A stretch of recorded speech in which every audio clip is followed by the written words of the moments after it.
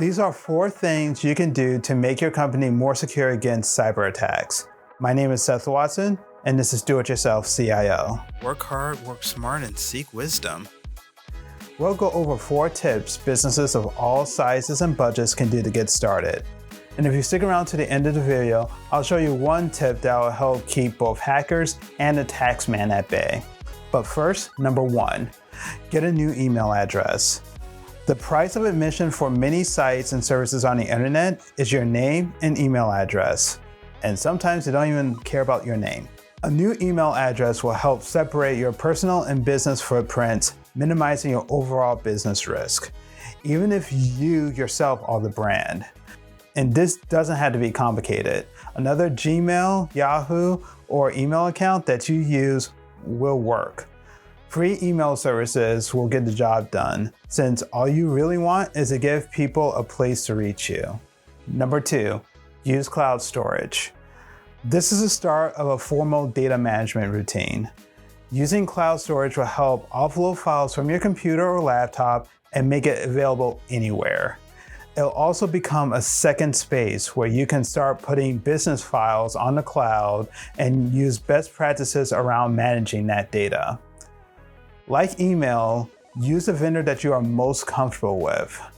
The important thing is to make sure that your files are saved, separated, and backed up so that you can access them at all times and make sure that they are protected from basic cyber attacks. At the time of this recording, Google will give 15 gigabytes for any new account. Apple's iCloud will give 5 gigabytes for any new account. And Microsoft, which isn't technically free, but a lot of people already have Microsoft Office, may end up finding themselves with a 1 terabyte sitting around on their OneDrive.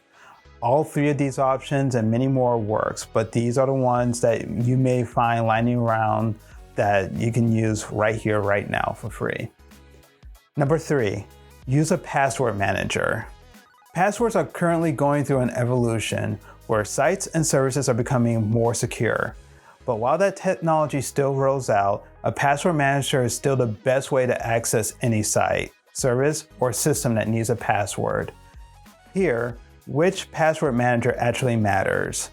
Since Apple, Google, and others have mechanisms to store passwords in the browser, which does serve the purposes for the general public, you are not the general public, you are a business owner.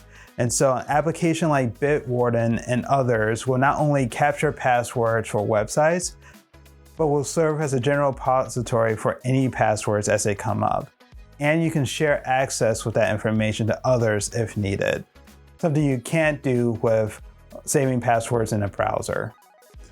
All while creating complex and secure passwords for all of your apps, systems, and services.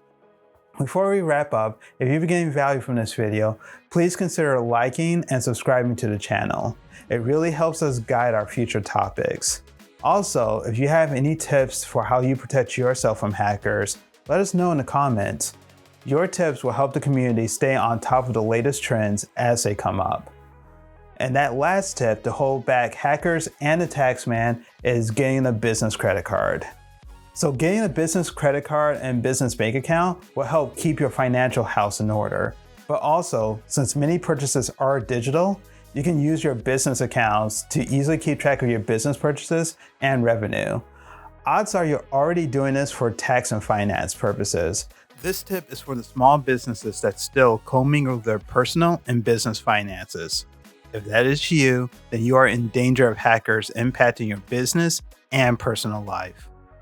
So linking this to your business email, business computer, and other business-focused tools will help make sure you're minimizing your overall risk. If you're looking for more tips on being a freelancer, it'll help to know where exactly you fit in the gig economy. This video will help answer that question and how you can position yourself for success.